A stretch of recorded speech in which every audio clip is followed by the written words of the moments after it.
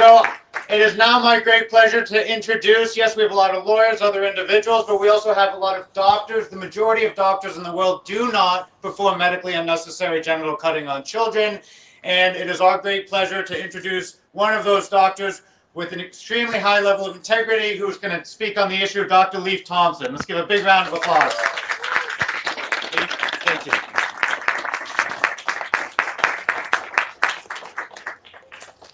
Hello. First, I'd like to thank Eric Klopper and Impact Global for this event and the opportunity to speak at this momentous occasion. My name is Leif Thompson, and I'm a board-certified family medicine physician.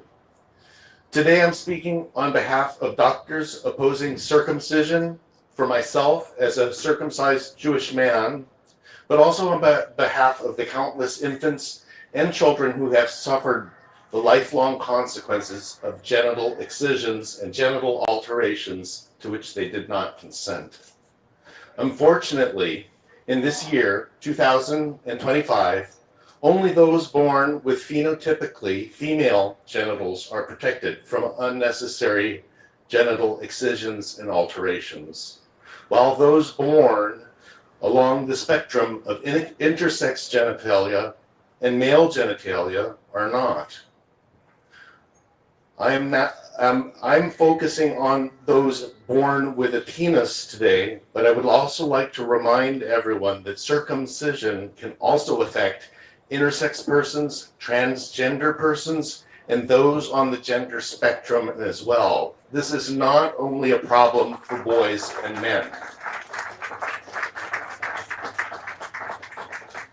29 years ago, just a mile from here, up on Pill Hill, I began my training as a doctor at Oregon's Health Sciences University. Our first subject was anatomy. I was surprised when the male foreskin wasn't even mentioned in our course materials or lectures on anatomy. Meanwhile, the analogous structures on the female, the clitoral hood, was mentioned not once, but several times, along with its functions. The text we studied from were typical for most American textbooks, either depicting an unrealistically diminished foreskin or failed to represent it at all, as though it was unimportant, as though it did not exist. It seems odd to me that nothing at all was said about this body structure, particularly when it is the site of the most common surgical procedure in the United States, a surgery that amputates and permanently ablates the foreskin. To overcome this neglect by OHSU, I, as a medical student, presented what my professors would not: the anatomy of the natural, normal, unedited, and undeleted penis. I have come to understand that this minimization and erasure of the foreskin is not accidental. We are taught as students and residents how to amputate this normal erogenous tissue away from the bodies of infants. We are told that the skin is insignificant, that it's extra skin, redundant, or even worse, a pathology. But we aren't taught what it is, or its physiology or function, nothing. No, this ignorance is not accidental. It is programmed and intentional. We are trained to believe that there is no loss, there is no harm in cutting away something that essentially is erased from our consciousness. Some of you listening might think my use of the term amputation is not appropriate. You may think that this is just extra skin. What's the big deal? But this view is based on a lack of understanding of this unique structure and its functions. When we say circumcision, we are describing a euphemism, not a very unlike any other surgical terminology. Circumcision means to cut around, but unlike any other surgical term, it intentionally avoids naming the part that is cut away. We say appendectomy, you're cutting off the appendix. We say mastectomy, we're cutting off the breast, but circumcision has no reference to the part ablated. The more accurate term is postectomy, which literally means amputation of the foreskin, but it's rarely used. Oddly enough, we also use this surgical term, circumcision, to describe the natural and unaltered penis. We call the normal, natural state of the penis uncircumcised. The normal penis is described in terms of an amputation that wasn't done, all while using terms of a surgery that won't even name the part that it is amputating. How messed up is that? Folks, this is just plain nuts. Well, thanks. Well, actually, it's a little above the nuts, but you get the point. Sorry, couldn't resist.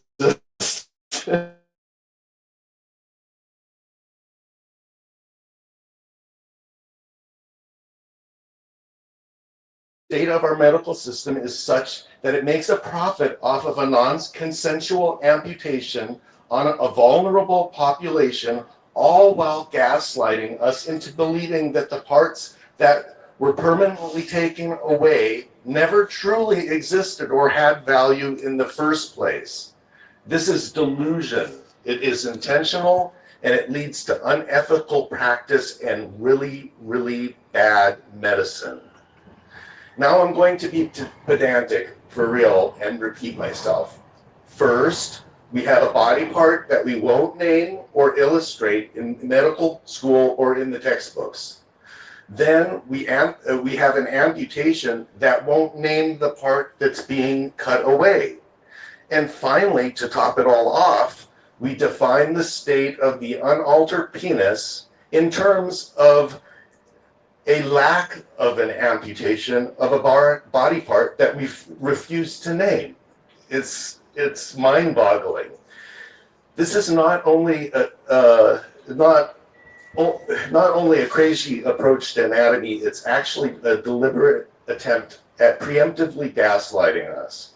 When the victims of this unchosen genital amputation go on to investigate and learn what was taken from them, and then build up the courage to finally speak over what they have lost from this unchosen amputation, my profession arrogantly says, with full conviction, you have lost nothing. You have nothing to complain of, vehemently maintaining their own ignorance and perhaps suggesting that these persons have some other psychological problem. Unfortunately, many psychologists and sex therapists that have bought into this delusion also reject these victims as well, as does our legal system. We are here today to change that. The foreskin is a genital structure. It is important, and cutting it off, particularly without consent, is a big issue that many, including myself, that many, including myself, experience as sexual violence. We will not stop speaking out, and we will be heard.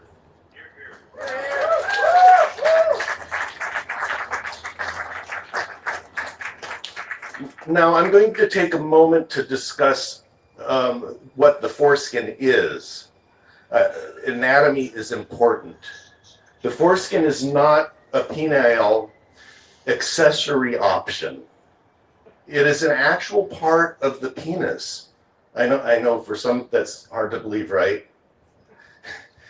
I meant to do this before I stepped up here, but I forgot. But I always have in my wallet a handy-dandy demonstration of the foreskin. It's just a colored note card. So the foreskin is a double layer of skin that covers the glands of the penis. And if you were to have an adult penis, it's a lot like this note card here. where I folded it over and wrapped it around. And if you were to unfold it, it is a lot of skin. It's roughly 12 to 15 square inches of skin that is missing on adult men who were circumcised as infants.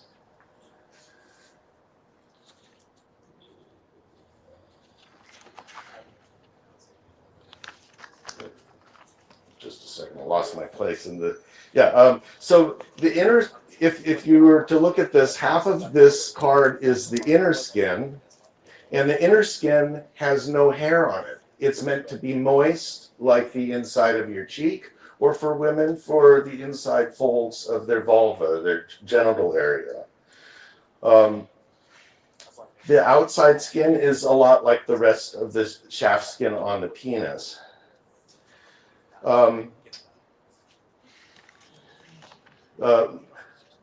This double layer of skin provides a sliding sheath over the shaft of the penis that provides a lubricating function during intercourse. This function is lost to circumcision. But the most important part of the foreskin, I think, is the high density of specialized nerve endings that sense fine touch, just like the tips of our fingers and our lips.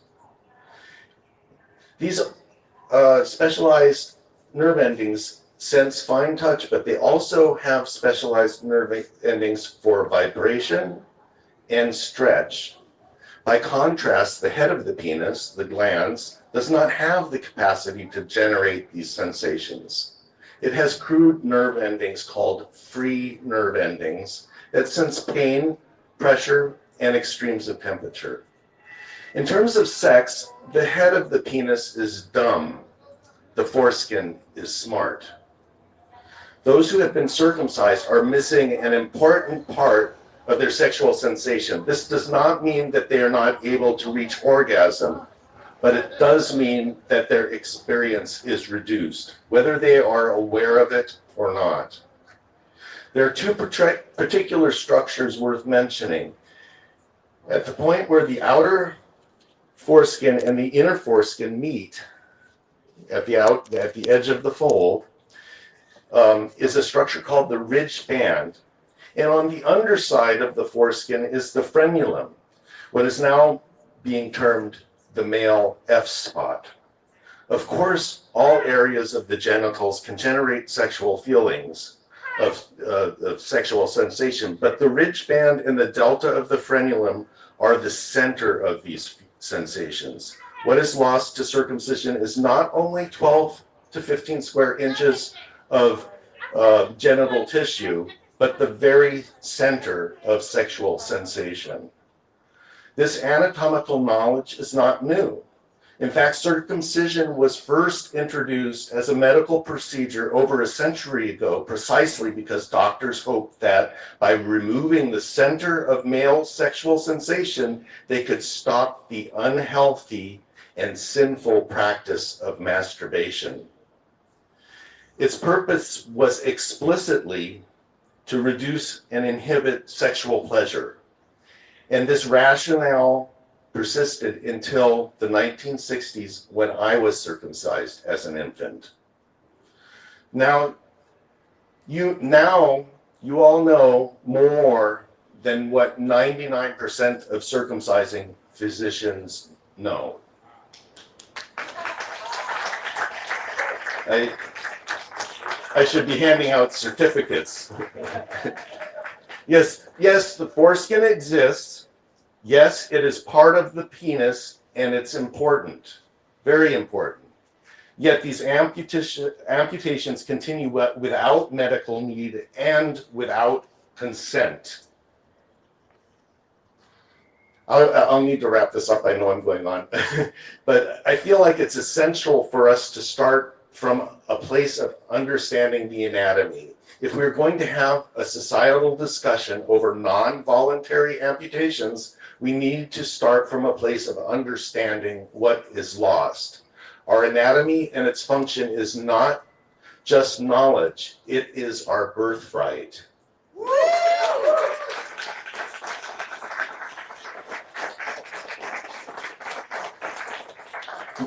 That is what we are claiming here today, the right to our own bodies.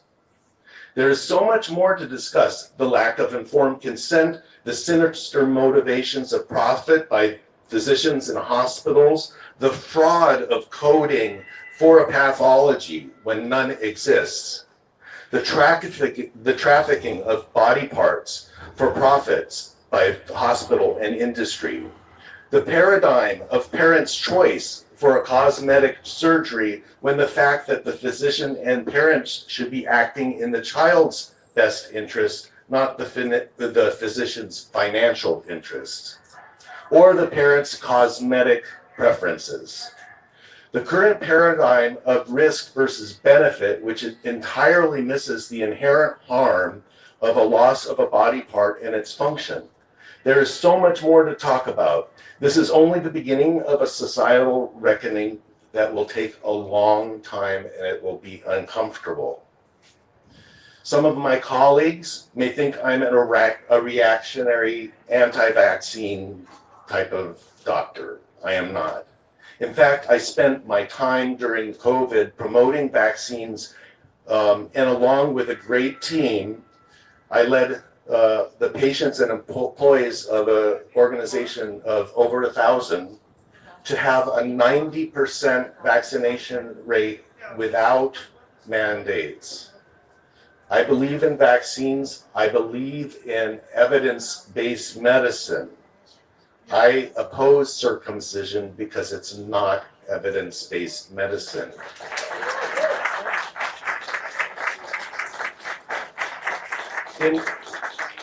In fact, I would not call circumcision medicine at all. It is culture masquerading as medicine.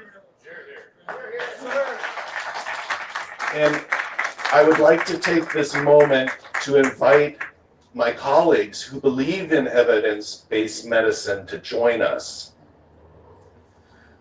I want to leave you all with this. I'm going to wrap it up now, finally. Anatomy is a birthright. Amputation of any part of our anatomy without our consent and without medical necessity constitutes a grievous harm. We are here today because we believe that all children, not just those born with phenotypical female genitals, deserve protection from genital mutilation. We believe that our laws that unjustly protect only half of the population based on sex cannot stand and must be reformed. Our vision is for a world where all children, males, females, intersex person, and the gender diverse are all protected from violence of genital cutting and the scourge of surgically enforced genital conformity. Our hope is to make that only knowledge for the history books.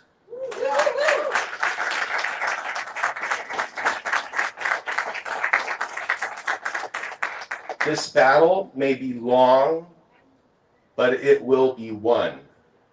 Our vision is a world where everyone has the right to choose what is done to their genitals themselves. Who gets to choose what is done to us? We do.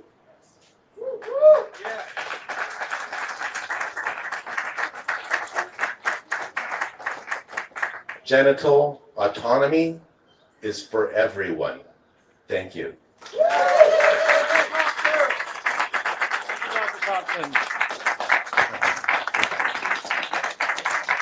Another round of applause for Dr. Thompson, please.